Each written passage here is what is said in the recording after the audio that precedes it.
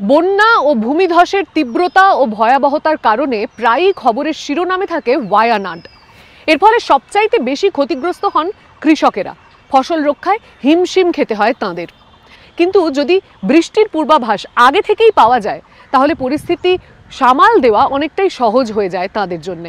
আর এই কাজটাই সম্ভব হচ্ছে একটি স্থানীয় উদ্যোগের কারণে।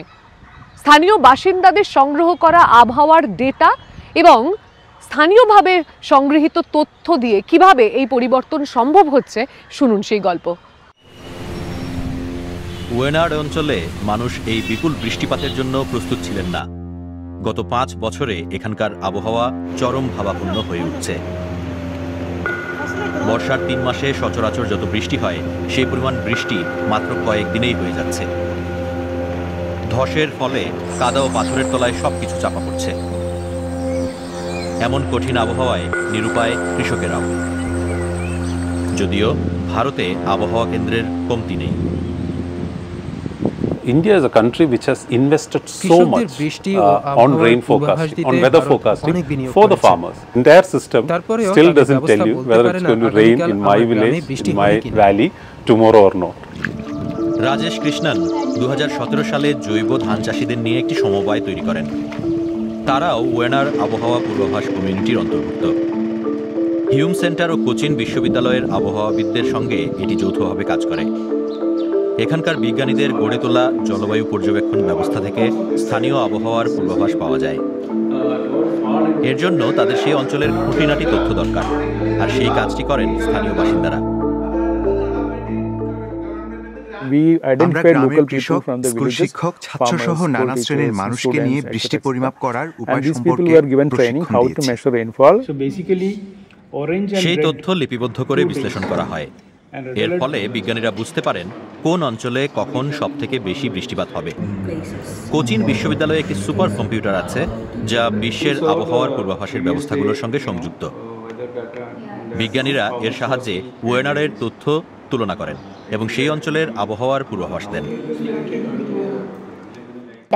সঠিক তথ্য পাওয়াটাই গুরুত্বপূর্ণ। সেজন্য অনেক সময় খরচ করতে হয়, সব জায়গার তথ্য নিতে হয়। তবেই আমরা কোথায় বৃষ্টিপাত কেমন ছিল সে ব্যাপারে নিখুঁত তথ্য পাবো।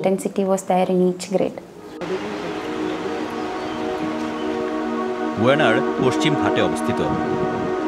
এই পাহাড়ি অঞ্চল প্রায়শই এল নিনোর কবলে পড়ে। সমুদ্রপৃষ্ঠের উষ্ণতা বৃদ্ধি এখানকার বৃষ্টিপাতকে প্রভাবিত করে।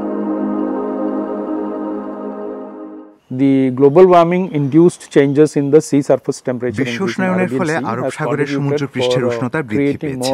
ফলে খাড়া মেঘ সৃষ্টির পরিমাণ বেড়ে গেছে। এই মেঘ বর্ষাকালে পশ্চিম ঘাট অঞ্চলে আসে।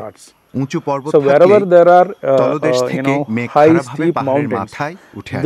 2300 মিটার উচ্চতায় পৌঁছালে সেই অঞ্চলে বৃষ্টিপাত শুরু হয় এবং দীর্ঘকাল ধরে চলতে থাকে।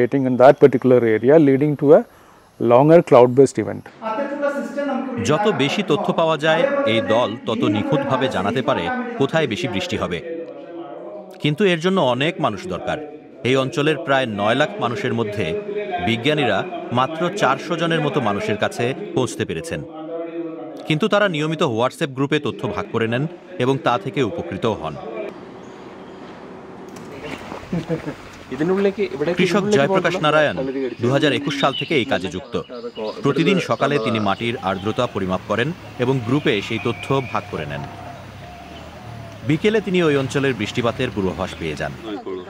তার মতে এই পূর্বাভাস 75 থেকে 80% সঠিক। കാരണം കഴിഞ്ഞ ഡിസംബറിലായിരുന്നു തോന്നുന്നു മഴ പെയ്തിരുന്നു.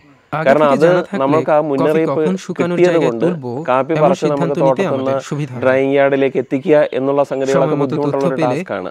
അപ്പൊ ഇതുകൊണ്ട് അതിനെ നമുക്ക് പിന്നെ സമയമാറ്റം വരുത്തിയിട്ട് സൗകര്യപ്രദമായ രീതിയിൽ ചെയ്യാനും ഈ വിവരങ്ങൾ മറ്റ് പ്ലാന്റേഴ്സിന് നമുക്ക് കൺവേ ചെയ്യാനും സാധിച്ചിട്ടുണ്ട്. এর ফলে উভয় পক্ষই উপকৃত হচ্ছে। ভারতের অন্যান্য অঞ্চলেও এই ব্যবস্থা নেওয়া যেতে পারে যাতে প্রতিকূল আবহাওয়া থেকে গ্রামের মানুষজনকে আরও ভালোভাবে রক্ষা করা যায়।